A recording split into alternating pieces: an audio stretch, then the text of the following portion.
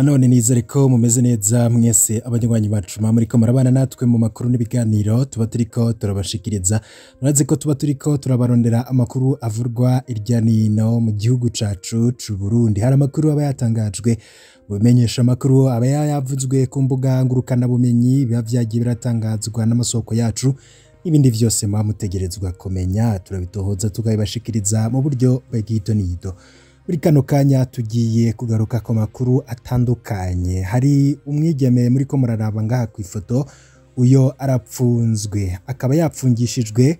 Turaza kubigaruka ko turabe icatumye apfungwa, ndetse nimba abiwe bobona ano makuru bagakora ibishoboka vyose kugira uwabo afungurwe, kuko ari mu ngorane zikomeye cane. Aho ariko ararira, turaza kubabwira umwidondoro wiwe, abo mu muryango wiwe bamenye ino nkuru baje gufasha uwabo, kuko ntabwo yorohewe habe na gatoya. Akaba yapfunzwe inyuma yo kwibwa amafaranga atari make. Turaza kubigaruka ko muri ano makuru turabe ukuntu bimeze.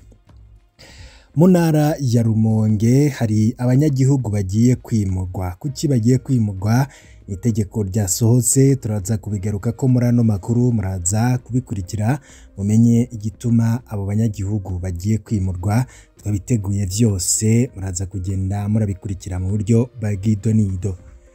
I Bujumbura, igisagara c'ubutunzi, musitanteri wa komine Ntahangwa akaba yarayafashe ingingo zijanye n'itangwa ry'igitoro. Uko ibintu vyifashe n'ivyatangajwe n'uyo musitanteri, uraza kubikurikira muri ano makuru tubabwire ibiri muri iryo tangazo. N'ayandi makuru yose nakubwiye mu buryo bw'imfunyapfunyo, uraza kuyakurikira. Cotegerezwa gukora conyene ni ugufyonda kuri subscribe, twashira ko inkuru ikagushikira mu ba mbere. Ntandi hantu nta mushobora kuronka amakuru yizewe kandi yagezweho ariko aravurwa mu gihugu atari ngaha kumbonesha kure yacu ya Isi TV. Intererano tugusaba nta yindi no gufyonda kuri subscribe canke s'abone, iyo dushize ko inkuru y'amakuru yose aba ariko aragarukwa ko mu gihugu cacu, amwe mu bamwaranyegejwe, biba biriko biratangazwa n'abategetsi, biba biriko biravurwa ku mbuga ngurukana bumenyi, ndetse n'ibindi vyose muba mutegerezwa kumenya kubivurwa irya nino kw'isi. Turabarondera amakuru yose tukayabashikiriza twifashishije umundwi w'abamenyesha amakuru bacu bakorera irya nino, bakaturungikira najwe nkatunganya nkayagushikiriza mu buryo buramvuye. Eka dutangurire ano makuru yacu kuri ino nkuru nari nakubwiye y'umugore apfunzwe n'umukobwa. Uyo mukobwa arapfunzwe nkuko muriko murabibona nyene ku ifoto. Uyo mukobwa amazina yiwe yitwa Dusabe Emeline, n'umukobwa wa Ngendakuriyo Anselme wo ku mutumba Ruvumu, komine Kayokwe. Noneho akaba ari mu ntara ya Mwaro, apfungiwe mu gasho ka zone Rohero kuva kuri uno wa mbere igenekerezo rya 11 z'ukwezi kwa kane umwaka w'ibihumbi 2022. Amakuru adushikira avuga ko yapfungishijwe n'umukoresha wiwe, uyo akaba amukoresha ivyarumikashi eko kashi. N'inyuma yaho rero hakaba haje umuntu, n'inyuma yaho haje umuntu yibisha uruyeri amusahura amafaranga yose yariko arakoresha, nkuko amakuru adushikira abivuga. Nyene umutahe rero ari nawe nyene no kuvuga wamukoreshaga yitwa Hatungimana Freri Pacifique, nawe akaba yaciye amufungisha amushirisha mu gasho. Kuri ubu amakuru adushikira avuga ko uyo mukobwa amerewe nabi cane, hapfungiwe ariko ararira, yabuze uwumutabara, yabuze uwumufasha. Emeline tukaba twamusanze ariko ararira gusa aho mu gasho, akaba avuga ko nabi wabo atavyo bazi ko afunzwe. Uwumumenya rero canke akamenya biwabo yobibabwira canke akaja kumuraba muri ako gasho kugira bamufashe ashobore gupfungurwa, kuko nta ufise amutabara, nawe afise amutabara. Iyo nkuru ikaba ari iyo gutabariza uyo mukobwa atorohewe habe na gatoyi. Amazina yiwe nkuko twabibabwiye akaba yitwa Dusabe Emeline, akaba yarapfungishijwe n'umukoresha wiwe ari nawe yari yaramuhaye umutahe kugira ngo amukorere ibya Rumikashi Eco Cash. Uyu nawe akaba yitwa Hatungimana Frere Pacifique, niwe yamupfungishije nk'uko amakuru adushikira bivuga. Abiwe rero bomufasha. Nari nabikubwiye ko tuza kugaruka ku birabana n'itangazo ryasohowe na musitanteri wa komine Ntahangwa, yarayafashe ingingo zijanye n'itangwa ry'ibitoro. Kuva ubu sitasiyo yose iri muri komine Ntahangwa ibwirizwa gutanga ibitoro hari uwujejwe intwaro ahagarikiye. Buri sitasiyo itegerezwa kumenyesha komine igitoro yaronkejwe. Igitoro kikaba gitegerezwa gutangwa mu mwanya wamenyeshejwe bivanye n'igihe cabonekeye ko, nk'uko biri mwari no tangazo rya musitanteri ngira ndibashikirize uko ryanditse. Iryo tangazo riti bimenyeshejwe nyakubahwa umukuru w'igisagara ca Bujumbura. Itangazo ubuyobozi bwa komine Ntahangwa buri n'iteka ntangere ryo kumenyesha abafise amasitasiyo adandaza igitoro muri komine ko kuva ubu hafashwe ingingo zikurikira mu bijanye n'itangwa ry'igitoro. Icambere, buri sitasiyo iri muri komine Ntahangwa ibwirizwa gutanga ibitoro hari uwujejwe intwaro abihagarikiye. Ica kabiri, buri sitasiyo itegerezwa kumenyesha komine igitoro yaronkejwe.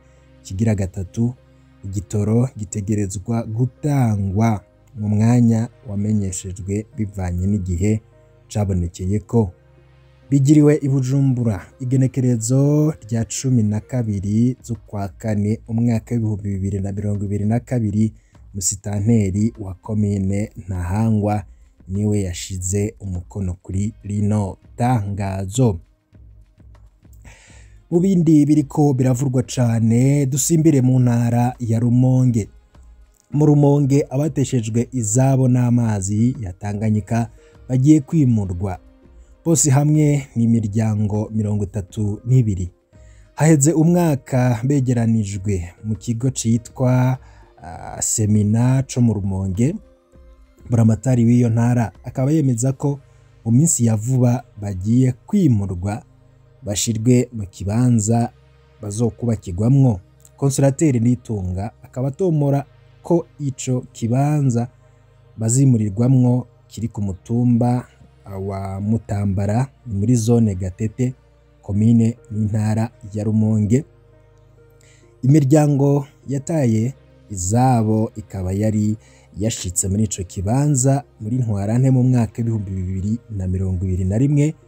Ivyo bikaba vyari vyatewe n'amazi ya Tanganyika yaduze cane, gutyo rero bagaca bimurwa mu kugira ubuzima bwabo butaja mu kaga.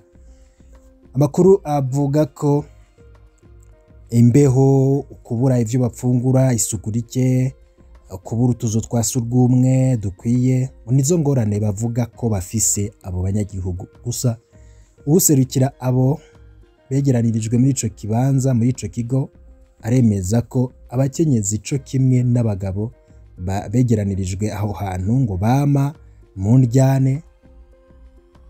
Sirabahenda Hussein akaba asigura ko bataronka uko barangura amabanga yabubatse, ngo ivyo biratuma rero izo ngo zihakwa gusambuka kuko haca hajamwo umwikekano hagati yabo bubakanye.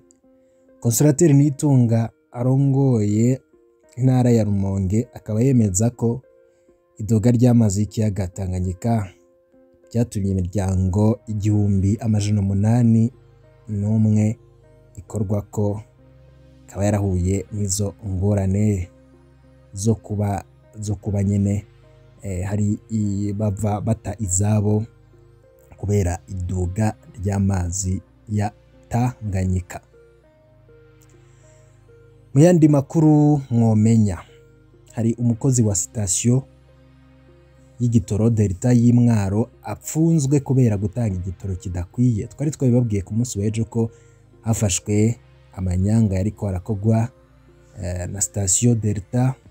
Mu gihe rero muri iyi minsi havurwa ubukene bw'igitoro mu mihingo itandukanye y'u Burundi, ku mugwa mukuru w'intara ya Mwaro kuri uno wa 12 z'ukwezi kwa kane umwaka w'2022, umukozi wa station Delta basanze urugero rw'igitoro atanga rutaba rukwiye, aho nk'uwuguze amaritiro 20 basanga bamuhaye ayari hagati ya 16 na 17.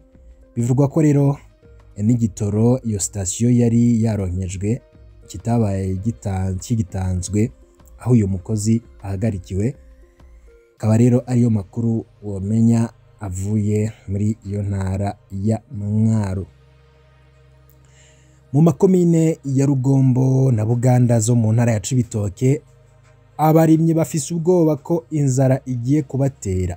Muri ayo makomine haheze ukwezi barabuze imvura, n'ibiharage n'ibigori ntago bibona imvura canke se imboga. Ivyo byose rero bikaba bituma barira, bamwe bakaba bibaza ico bazofashwa. Gusa Nyabenda Beatrice arongoye ibiro bijejwe ibidukikije uburimyi n'ubworozi mu ntara ya Cibitoke akamenyesha ko hafi amahegitari 300 y'imirima yumye, ariko ngo inzara nizoba ndende kubera hari amakomine 4 imvura igwa neza, ariko umwimbu ntuzoba ushemeye kubera izo komine 2 nizo zari ikigega c'intara. Kabahamagarira abarimyi muri ayo makomine kuvomera no kubika umwimbu ntuhere ku isoko nk'uko abimenyesha. Akanabamenyesha ko hariho n'imoteri 8 zo kuvomerera imirima ifise, kandi ngo bakaba batazohura n'ibibazo bikomeye cane. Ayo ntamwe mu makuru yaragezweho yavugwaga ngaha mu gihugu c'u Burundi. Wipfuza kurajoba mu bambere bashikirwa n'amakuru n'ibiganiro mwene nk'ibi tugushikiriza, urafyonda kuri subscribe dushize ko inkuru gushikire mu bambere. Ibihe byiza kuri mwese nivyo ndabifurije. Mukanya turaza turabira hamwe ibindi bigezweho.